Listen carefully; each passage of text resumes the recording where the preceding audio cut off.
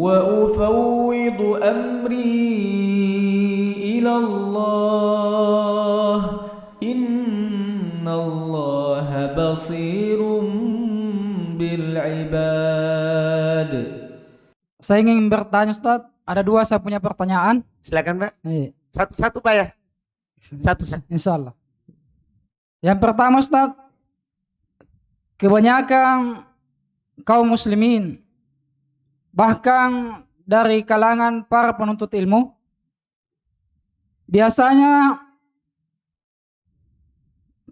kita lihat walaupun dia sholat sendiri maupun sebagai makmun tidak membaca, hanya sekedar kayak berniat Ustaz, kayak bergumam saja dalam hati. Sementara saya pernah membaca Ustaz bahwa kita dianjurkan untuk membaca Al-Fatihah pada setiap sholat. Apakah termasuk diam tanpa menggerakkan bibir Ustaz? Itu termasuk membaca. Karena setahu saya yang niat itu dia berada di dalam hati. Sementara membaca adalah mengeluarkan bacaan atau disirkan. Berarti bibirnya bergoyang Ustaz. Tapi kebanyakan saya lihat Ustaz tidak bergoyang sama sekali. Bahkan hanya diam saja. Apakah itu termasuk membaca Ustaz?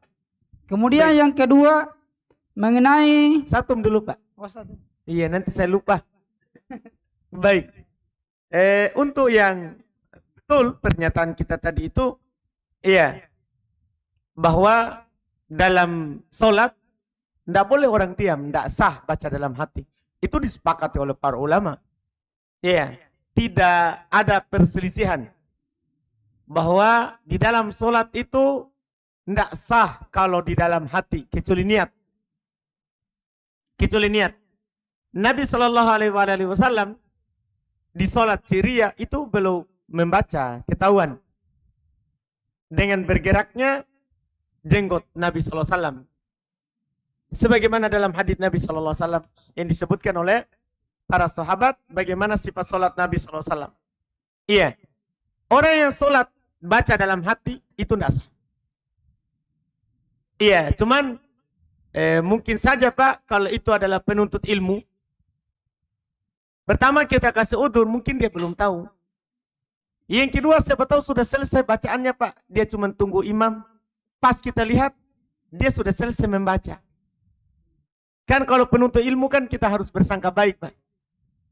Kita harus bersangka baik kepadanya. Kan kita tidak tahu, siapa tahu kalau dia sudah tahu, kemudian dia kita lihat dia diam, mungkin saja dia sudah selesai. Pas kita lihat dia sudah tinggal diam menunggu imam. Tinggal diam menunggu imam. Iya, atau tinggal diam untuk sujud atau untuk ruku. Untuk ruku. Bisa saja, tapi kalau bisa saja dia belum tahu. Bisa saja dia belum tahu. Kita kasih tahu bahwa dalam sholat itu tidak boleh dibaca dalam hati. Tidak sah. Kita kasih tahu, kita tegakkan hujah kepadanya.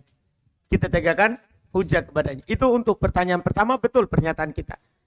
Dalam sholat hanya niat dalam hati. Semuanya harus bergerak bibirnya. Semuanya harus bergerak bibirnya. Mulai dari takbiratul ihram sampai salam. Sampai salam. Iya, dan itu tidak ada silang pendapat. Itu tidak ada silang pendapat. Bahkan dalam mazhab Syafi'iyah agak keras lagi sedikit. Dia harus perdengarkan dirinya. Tidak cukup gerak bibirnya. Harus dia perdengarkan apa? Dirinya saja. Bukan orang lain. Itu bahkan mereka sampai seperti itu. Wallahu a'lam. Jangan lupa subscribe, like, dan share.